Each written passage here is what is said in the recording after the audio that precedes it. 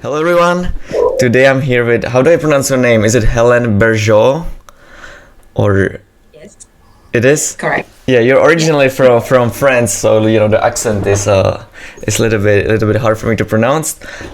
People who got to Magic recently might not know you, but anyone who was like a pro player a couple years back knows who you are. You were a director of organized play for Magic. How long are you actually not doing that? I don't remember exactly. Is it like 2 years or something? I'm sorry, how long I've been in the position? No, how long are you not in the position? Oh my gosh, it's a long time ago now, like 4 years ago, something like Oh, that. really? The time really flies. Yes, yeah, Wow. time flies, but I think that we also just like kind of blurred 2020 just doesn't count. Yeah, that's So true. That's true. That's true. maybe it's only 3 years. Yeah, maybe it's only 3 years. So before we get into that, I would like to ask about what you're doing the past 4 years. I asked you a little bit on Twitter. You told me that you're like working in marketing for one of the toy companies. Yes. Is that right? Can you maybe like talk about it a little bit? Like what kind of toys is it? Like what are you doing? Just like anything goes. Yeah. So just like, yeah, I moved to South Florida, just like, exactly the opposite of the country compared to being in Seattle. And I joined a local toy company, just like, which is called Jazzwares. And Jazzwares is just like, I really like the energy that we're having, just like what I felt. It reminded me at the times where I joined Wizard of the Coast, young, just like with this feel of the young company where you think that everything is possible. And so the toys that we're doing, it's a lot of licensed toys. So as an example, we go from preschool. I don't know if you know about Cocomelon, just like the rhymes, just like very cute rhymes, just like until just like the more age-up brands, such as like number of them are inspired by games. So we have license on just like Fortnite toys, Roblox, Pokemon, just like a bunch of brands like that. We have a total of 30 brands at the moment, and the one which is like the best known, I think it's probably Squishmallow. So I don't know if you are part of the Squishmallow squad. No, I have no idea what it is. It's a complete craze. These are plush, and just like they are just like from small just like to gigantic, And in the time of pandemic, especially, people just like felt the need to reconnect on one another. So Squishmallows everywhere. If you just like make a Google search, you will see just like it's crazy. Wow. So yeah, that's what I'm doing here. So just like it's a little bit reconnecting with my roots, because I had started working just like on toys before moving to games, and I'm in charge of international marketing, which is also really a passion for me, because I love the idea about working with just like countries all over the world. Except that right now it's like it's virtual, so I cannot wait to be back in the world where we can actually travel to visit our customers. You mentioned that you're making Pokemon toys as well, right? Did I understand correctly? Yeah, well, we have a toy line on Pokemon, yes, and it's super cool because actually I had worked on the Pokemon trading card game. Oh, really? Well, so yes, yeah. Before Pokemon just like took it back, we had the license for a few years. So, and Pokemon, it's an amazing brand, just like 25 years this year. So just like it resonates with everybody. Just like there is no way nobody cannot know. How does it work with it?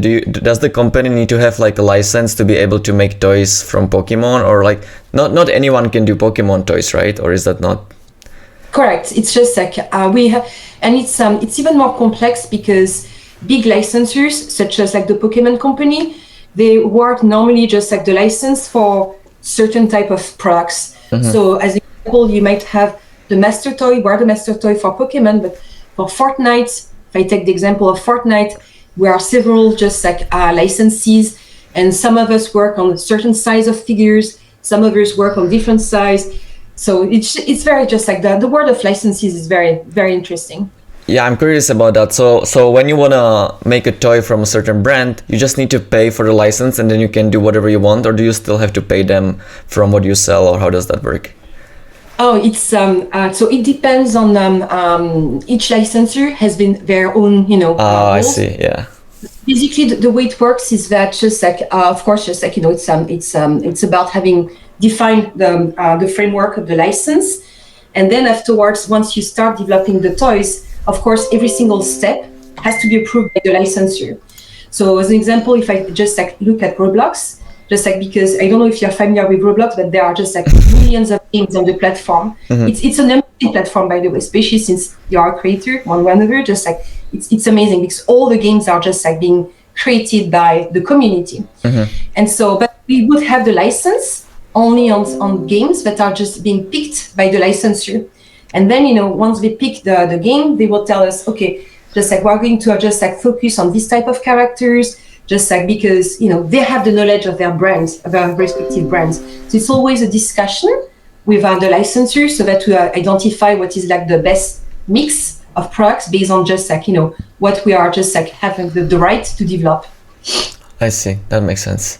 Yeah, I never talked to anyone who knows anything about licenses. I mean, what you're saying makes sense, but I wouldn't know if you didn't tell me. So, I'm happy I know now.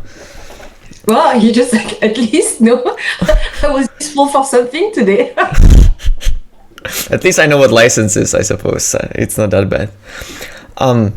So another thing that you told me on Twitter is that you're in fitness kickboxing. Are you just like fighting people in a ring, or how does that work out? Well, it's why I call that fitness kickboxing, because I started actually practicing Muay Thai kickboxing in Seattle.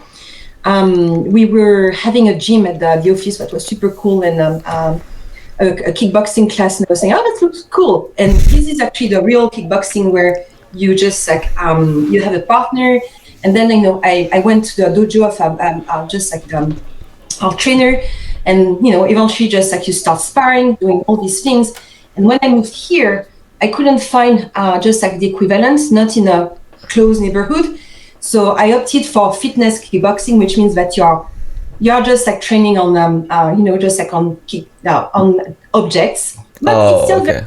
Yeah, you can apply the technique that just like I had developed, just like I had learned for all the years that I did actual Muay Thai kickboxing, and it's very good workout. I just like it's really relaxing. Just like I really love it. Kicking things, it's fun.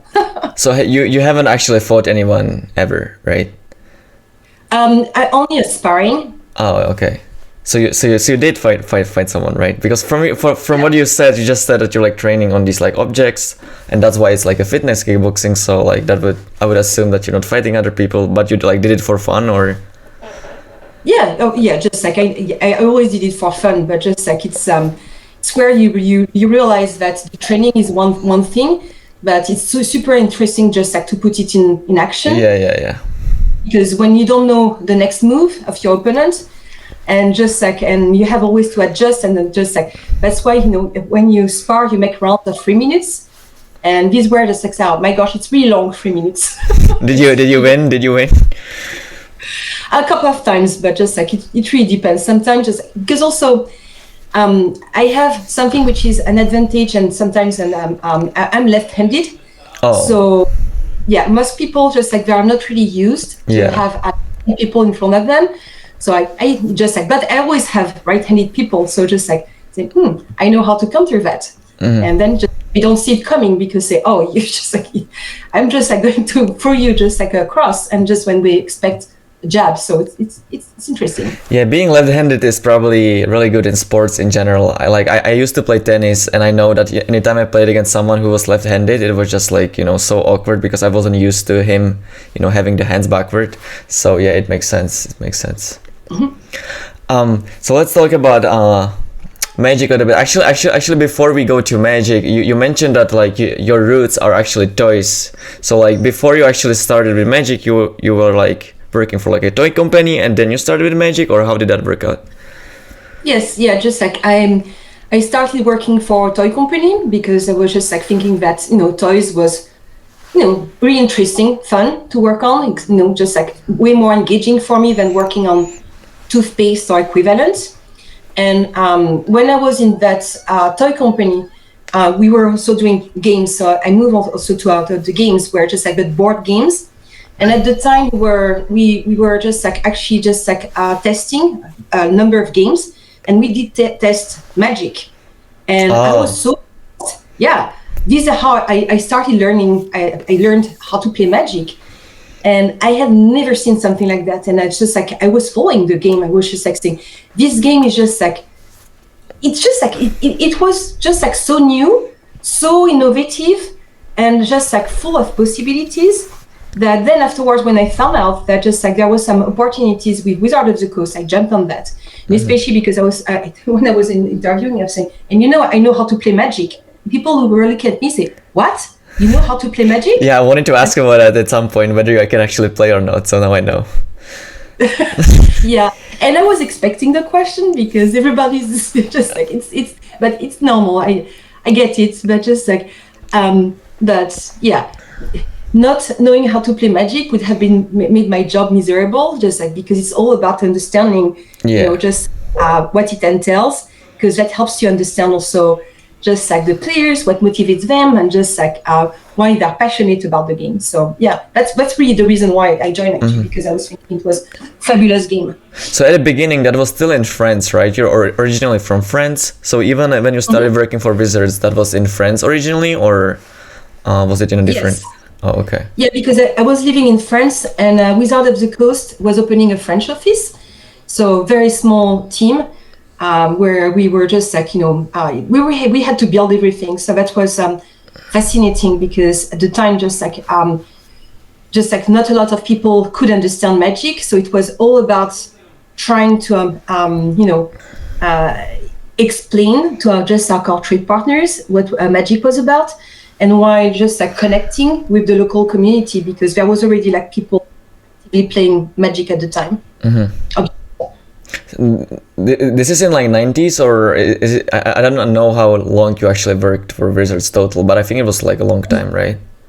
Yes, it was late 90s. Okay, correct. I actually look on Google a little bit, and it says that you started in France, but then you like moved to Brussels or something like that. Is that correct, or is that? Yes, this is correct. Because so just like at the time, just like the European headquarters was based actually not even in Brussels. We moved towards in Brussels, but in Antwerp. And I was offered a European position in just like in the Antwerp office. So just like yes, I moved to Belgium, which was very interesting. I'm sorry, what kind of a position was it? Or maybe you said it. I think it was European marketing, something like that. Okay, sure, yeah. Yeah. So you go ahead. Sorry. Yeah, so just like it was European marketing, but it was really when I was working at that European headquarters that I started actually getting more involved with tournaments, understanding just like the structure and working with my colleague in OP, organized play. Sorry for people. Yeah. And so just like that's where I started a little bit specializing in just like in that area. So how long you stayed in Belgium? I don't know, just like maybe 4 or 5 years. Was it like a big deal for you to move to a different country, or were you excited to go? Like, it's not easy. Like, I personally lived in a different country for like 1 year, and it was like a very hard decision for me to do. Was that an issue for you, or like did you think about that at all? Well, just like I have to just like I have to say that I always wanted to just like to discover the world. And the best way just like to discover the world is really to live in another country, because you have a different perspective on a lot of things, and just like on yourself, on just like what you are taking for granted.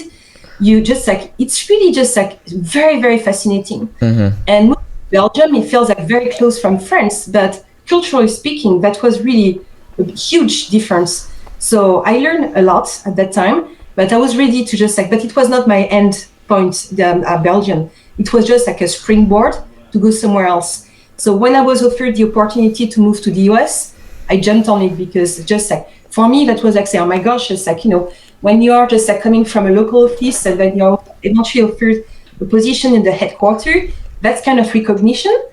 And just like, plus Seattle, just like that I didn't really like when I first was traveling there.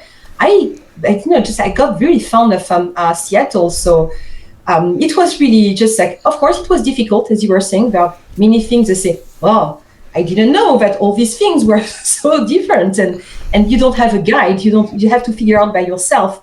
That's just like, again, different perspective, and it made me also fall in love again with just like Paris, a city like Paris. When I was living in Paris, I was saying, oh, I'm so tired of Paris. It's always a traffic, and people are rude, and blah blah blah, and thinking about people complain all the time about everything.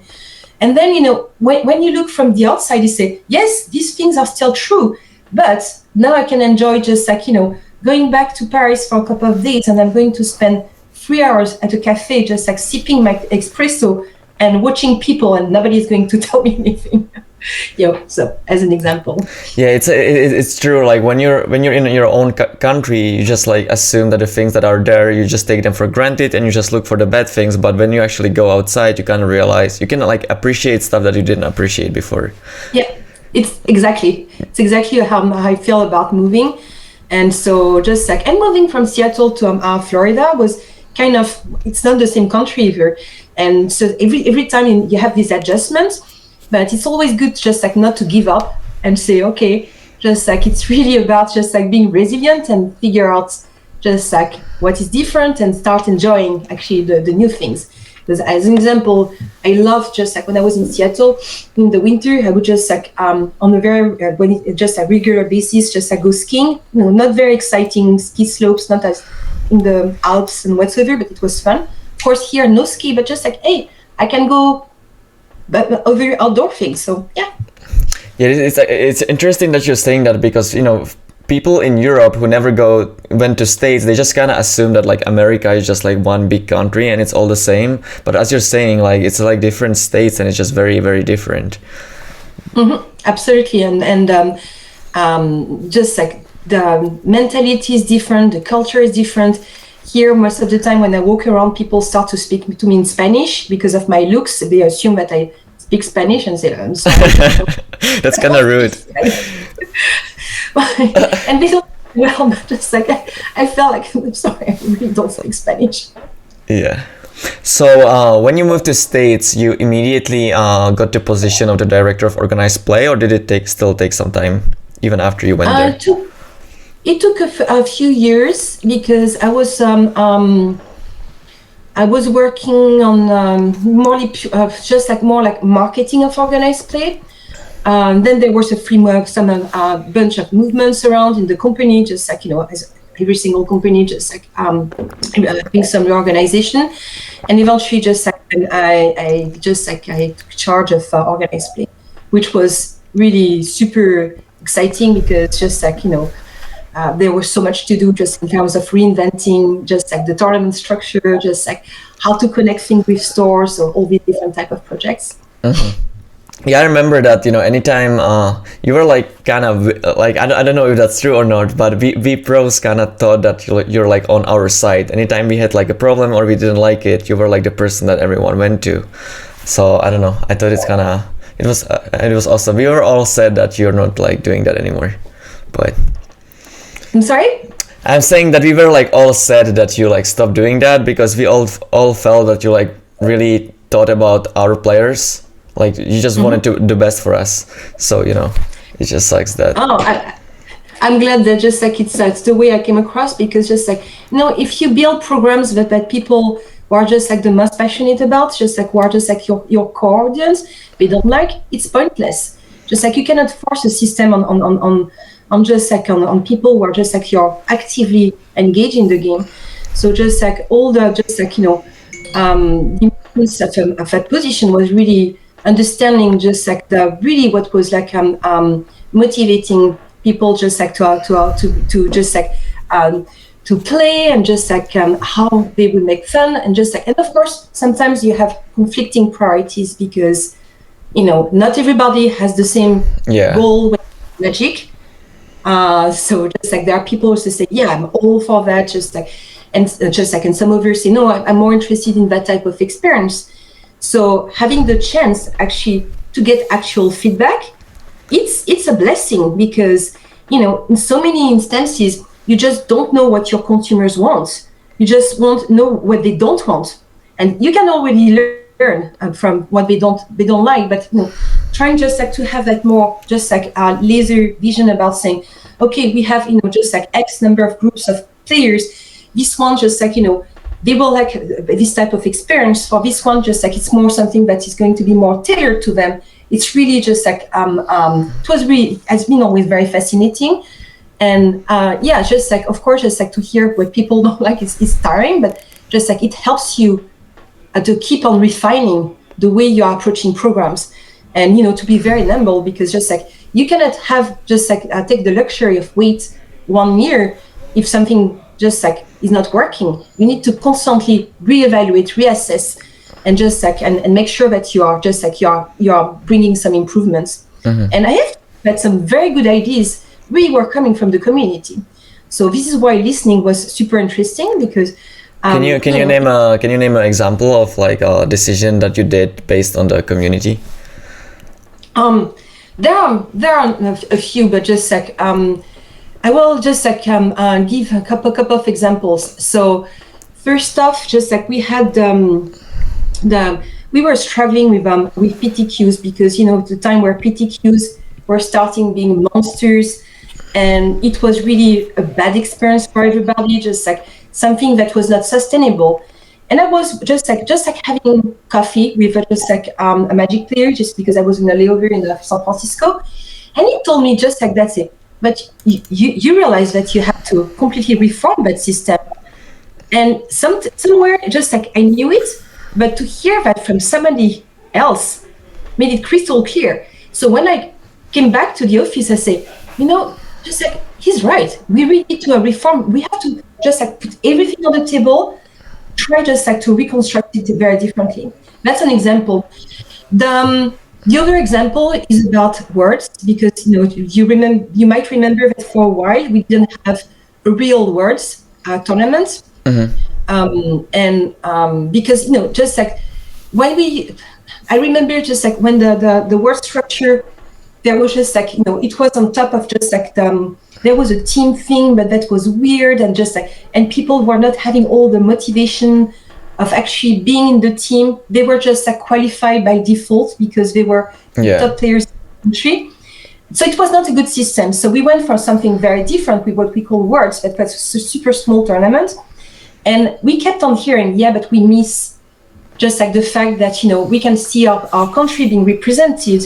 We can see just like, we feel that energy about saying, even if we're a small country, root for players. And that's how we came up with the idea of the World Magic Cup, to bring back just like that energy, just like about just like, even small countries saying, oh my gosh, just like, I can have just like, 3-4 players just like, going on the big scene and just like on the big stage and just like fighting for us, and everybody at home being rooting. That was really amazing.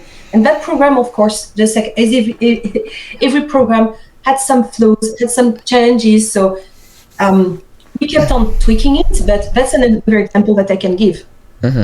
Was it maybe hard for you sometimes that you went to all these pro tours and you obviously were interacting with pros, but obviously pros wants what's best for the pros, but maybe not what's necessarily good for the game in general? Was that like maybe hard for you because you just were under so much pressure from these like high profile players, but they just like maybe were telling you, well, this sucks for me, but maybe you just like couldn't really do anything about it because it was bad overall? Like was that like hard? This is correct. This is where just like what I was hinting at when talking about conflicting priorities. It's sometimes very difficult to have something given program that is going to please all.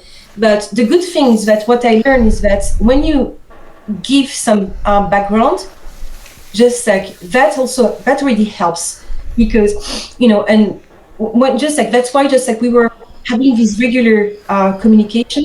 Not always just like, perfect, obviously, but trying to give some context about saying, this is what we're trying to accomplish.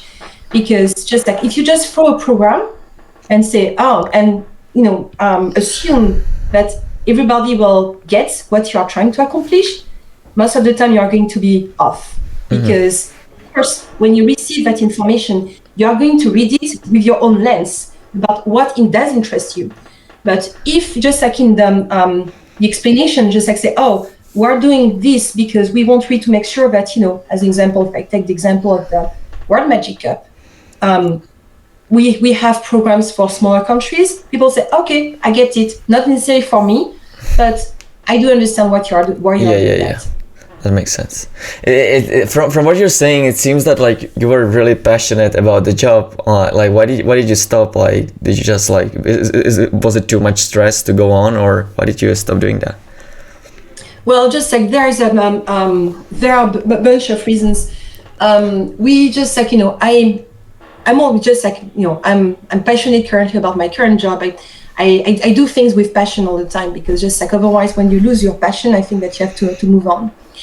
But just like even with that in mind, I always felt that just like certain point of time I would have to do something else, just like to get out of my zone of comfort, and just like to take, you know, different dimension on what I was doing for my personal development.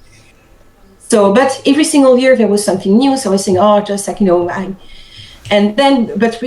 reached a certain point of time, breaking point, because we done too many conflicting priorities that we had to accomplish, just like especially with the push of, you know, trying to become a digital company.